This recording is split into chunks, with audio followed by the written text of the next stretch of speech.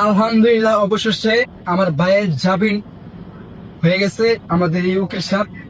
তো আপনি কিছু বলেন, যে আমার ভাইকে জামিন করেছেন আপনি এই বিষয়ে। জি, ইনশাল্লাহ আমরা এই মামলায় আমাদের যে ইমরান ওরফে ভিপি ইমরান, আমাদের ডিএনএ টেস্ট রিপোর্ট হাতে পেয়েছি।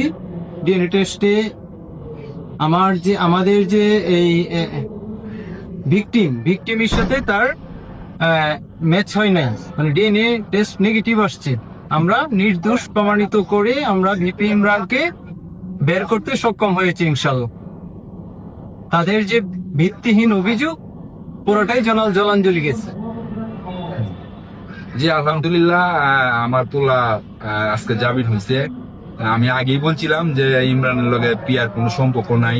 ডিএনএ টেস্ট পরীক্ষায় কোনো রিপোর্ট একবার ইমরানের পক্ষে আইছে। আলহামদুলিল্লাহ, আমি খুশি ইমরানের জামিন হয়েছে। সবাই দোয়া করবেন, ইমরান নির্দোষ। আমি আগেও বলছি, এখনো বলতেছি, ইমরান নির্দোষ।